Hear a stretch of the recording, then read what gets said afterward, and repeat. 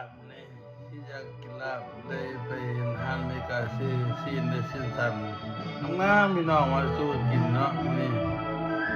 กินลาบลูกเค็ดปิ้งลูกคางหมูให้ลูกน้ำแก้วเที่ยแก้วขมแตงพักสักหลายอย่างกินเนาะขาดอะไรข้าวเหนียวต้องมาไงกับน้องนี่ด้วยใจมาให้มันกินความที่แรกนะพี่น้องเอาคำยังไงเราแซ่บ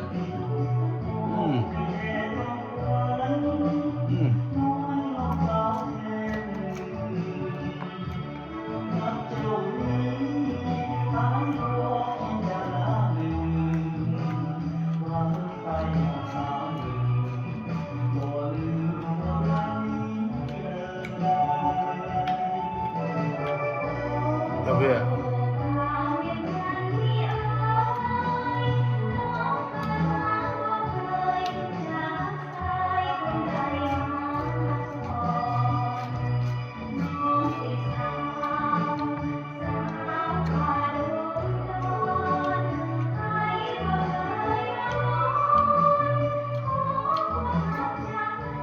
ห้ามไม่กล้าเลยชิ้นสั่นงามๆ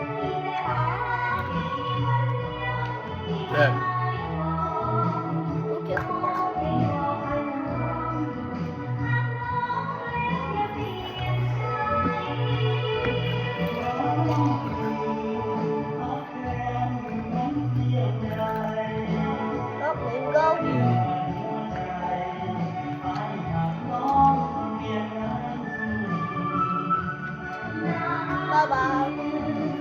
บาย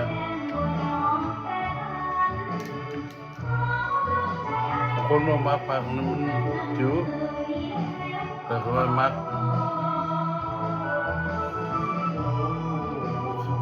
ทำยังไง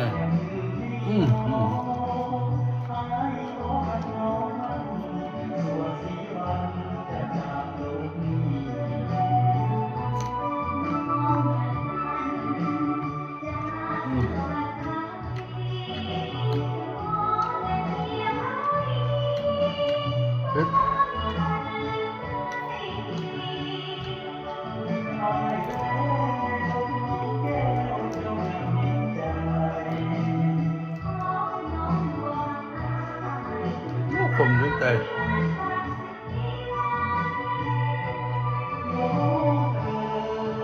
มีคำว่ามันแซ่บนะคำต้องคำยังไง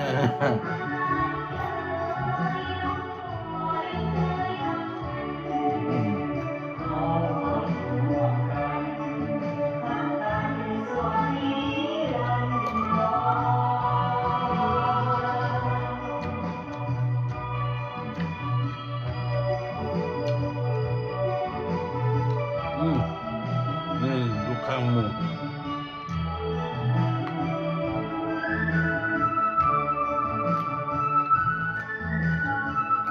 กาแฟ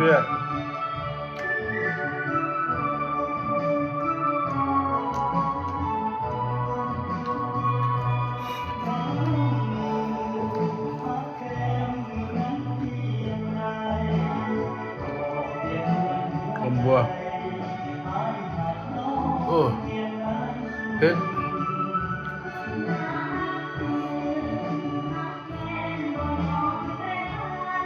เขาบอกว่าเอาดิโป้นี่เคยกินหลาย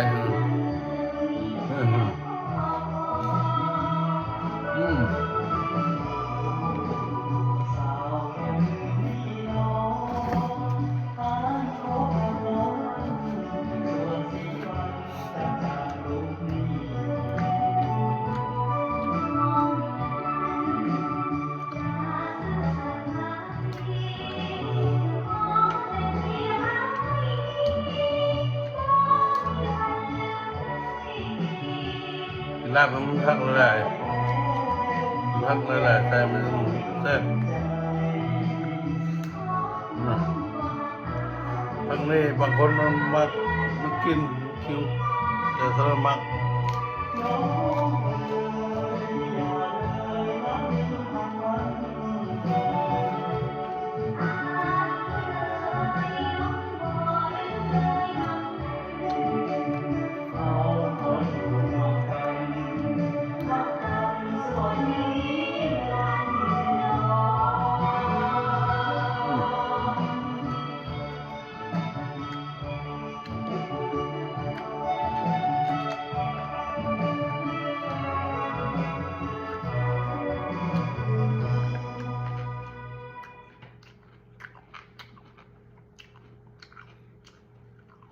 เอานอนนี่ก็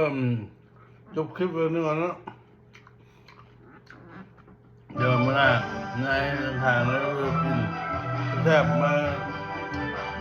ลงคลิปใหม่ให้พี่น้องเขาได้รับชมกันเนาะอยู่ไกลยังนึกกินมากินกันด้วยพี่น้องเลยขอบใจที่ตามเรามานะ Thank you follow my song Chan Family Channel นี่เป็นยูทูบเบอร์จากอเมริกาเนาะเป็นน้องใหม่เนาะช่วยพี่น้องช่วยเบิ่งเข้ามาแล้วก็กดไลค์กดแชร์กด Subscribe เด้อขอบใจเลยบายพร้อมเยอะสิ